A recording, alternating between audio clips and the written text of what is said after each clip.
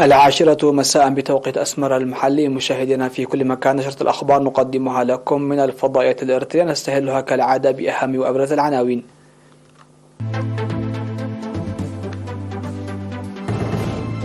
دعوة لتعزيز الجهود للحد من وفيات الأمهات والأطفال.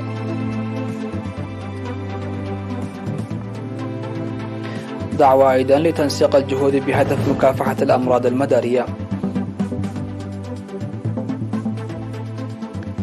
جهود للحفاظ على الموروثات الثقافية في إقليم عنسبة.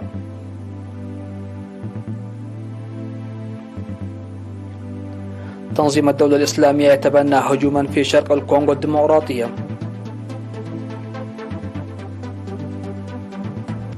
كولومبيا تستأنف محادثات السلام مع جيش التحرير الوطني.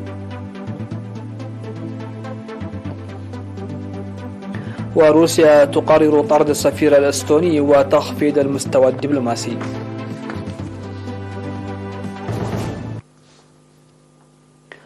أهلا بكم إلى تفاصيل النشرة. دعت وزيرة الصحة آمنة نور حسين في الاجتماع التقييمي لمكتب وزارة الصحة في إقليم عنسبة، دعت من أجل تضافر الجهود لتخفيض وفيات الأمهات والأطفال إلى أدنى مستوى. وأفاد الاجتماع التقييمي الذي عقد يوم 19 والعشرين من يناير في مدينة كيرن عن تحقيق نتائج مرضية من الأعمال المنفذة لتوسيع الخدمات الصحية والتسلح بالمعدات الحديثة. وأوضح المدير الطبي الدكتور هينوك صحية في التقرير الذي قدمه بالرغم من ازدياد الأمراض غير المعدية، فأن المراجعة الطبية للتعرف على الأوضاع الصحية في ازدياد لتنامي الوعي الصحي. وذكر القيام بأعمال بناءة لرعاية الأمومة والطفولة وبرامج التطعيم ومكافحة الملاريا والسل والاستخدام الجيد للدواء والأمراض الذهنية والسكري وطب العيون. وأوضح حاكم إقليم عنسبة السفير عبد الله موسى في ختام الاجتماع، أوضح أن إدارة الإقليم ستقوم بالتعاون اللازم لإنجاح البرامج الموضوعة.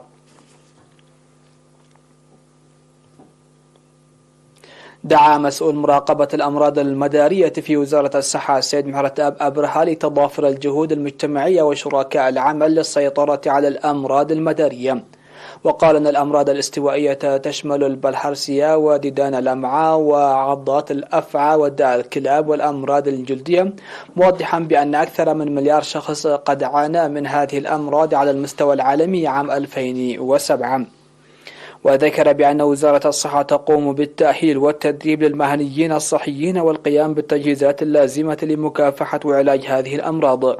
وأشار إلى إجراء دراسات وطنية تشخيصية لأكثر من 18,000 طالب في جميع الأقاليم عام 2015 بالتعاون مع كلية العلوم الصحية والمختبر الوطني.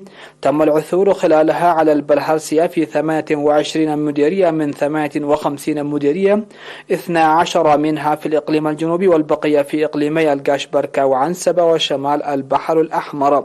ودعا المرضى المصابون بهذه الأمراض لتناول الدواء دون انقطاع.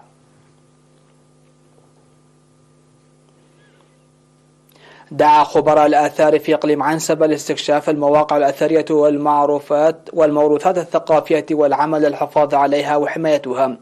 وأوضحت فيفن إيوب ومريم عبد الله المتخرجات في تخصص الآثار وعلم الإنسان في مقابلة مع إيرينا إن الإقليم غني بالموروثات الثقافية والطبيعية ويجب تنوير الشعب بها لحمايتها.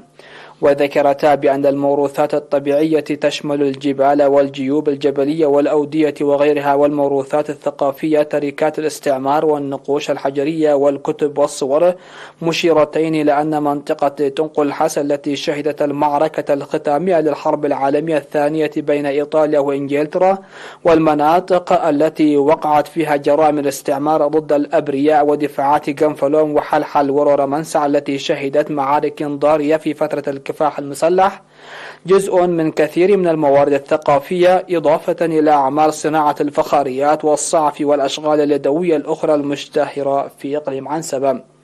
وأوضحتا بأن الثقافة تمثل اللغة والتراث والمعتقدات والعادات والقيم وتعكس الهوية لمجتمع ما، وعلى الشباب التعرف على ثقافتهم وتراثهم.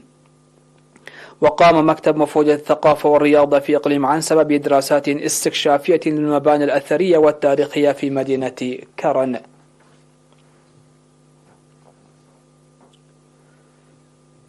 أوضح مسؤول الخدمات التعليمية في مديرية فور الأستاذ إسماعيل علي بأن الانتشار المتوازن للتعليم يحقق نتائج مرضية لتطوير العملية التعليمية.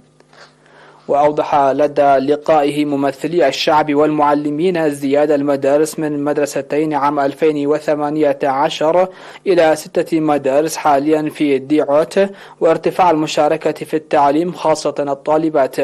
وأوصى الاجتماع للدفع بأنشطة التوعية والسيمينارات التنويرية في أوساط المجتمع، وفتح رياض أطفال في جيجارو ودونغولي، وتمهيد الأرضية لتجمع السكان بهدف رفع المشاركة في التعليم في مايلاكاسو وباكناف. توجد في مديرية فرو 43 مؤسسة تعليمية من المرحلة الابتدائية وحتى الثانوية.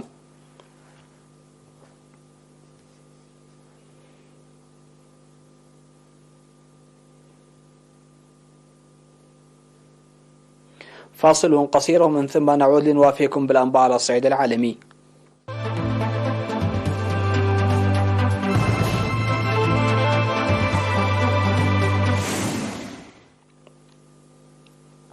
أهلا بكم. على الصعيد العالمي، قتل 23 مدنيا على الأقل في هجوم نسب إلى القوات الديمقراطية المتحالفة في قرية بشرق جمهورية الكونغو الديمقراطية على ما ذكرت مصادر محلية.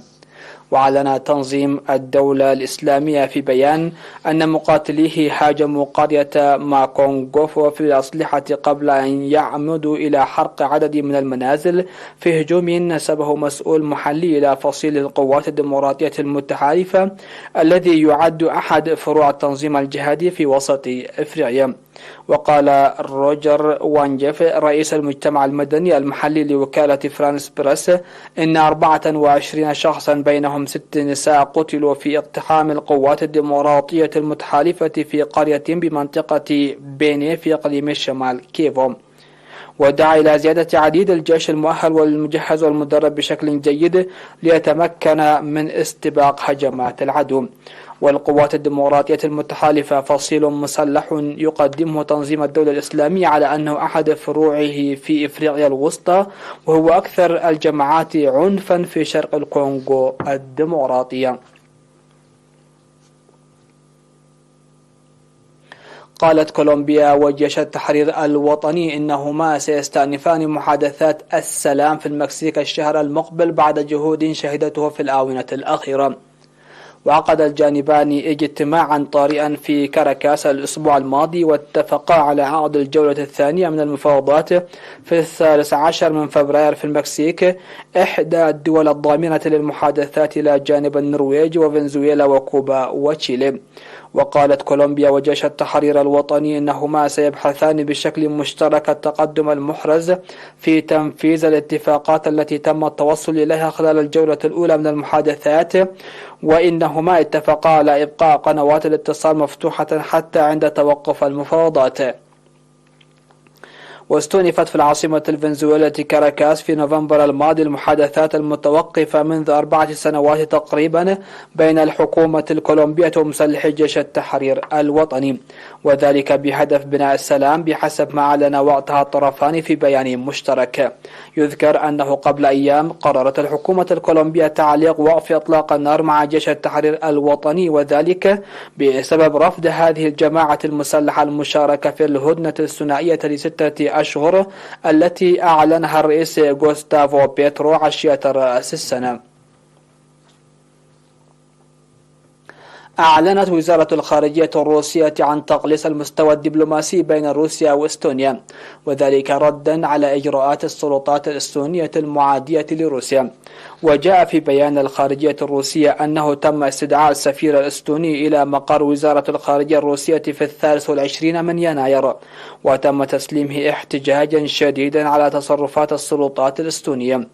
وقالت وزارة الخارجية أن قيادة إستونيا دمرت في السنوات الأخيرة بشكل متعمد العلاقات مع روسيا في مختلف المجالات، وتعمل على نشر الكراهية لروسيا وزراعة العداء تجاه بلدنا بما في ذلك في الأوساط السياسية للدولة. وجاءت هذه الخطوة ردا على طرد استونيا في وقت سابق من يناير الحالي 21 دبلوماسيا روسيا وموظفين آخرين في السفارة الروسية.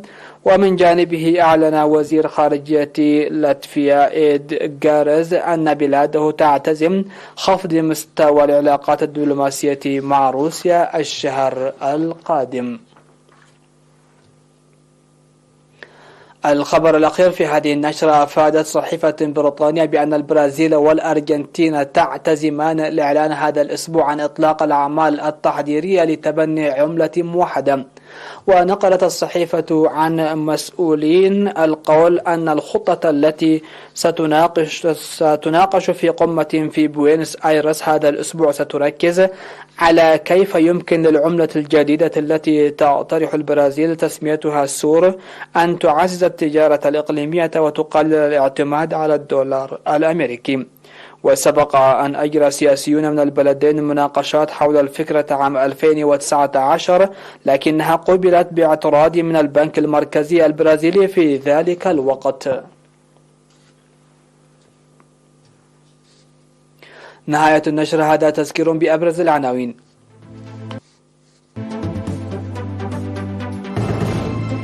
دعوة لتعزيز الجهود للحد من وفيات الأمهات والأطفال.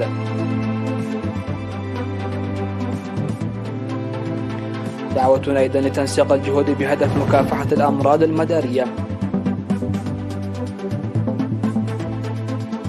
جهود للحفاظ على الموروثات الثقافية في إقليم عنسبة.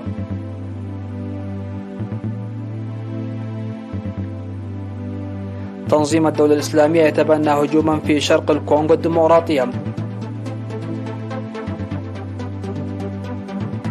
كولومبيا تستأنف محادثات السلام مع جيش التحرير الوطني.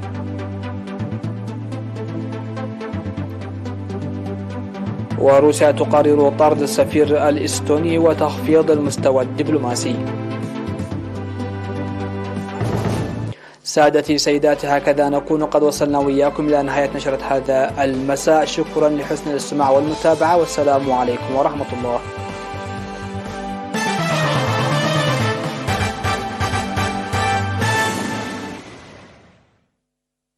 ወርቂ ዝብል ኣባሃላ ኣይተኣምነሉን እያ። ምክንያቱ ነጊዜ ምስ ወርቂ ምውድዳር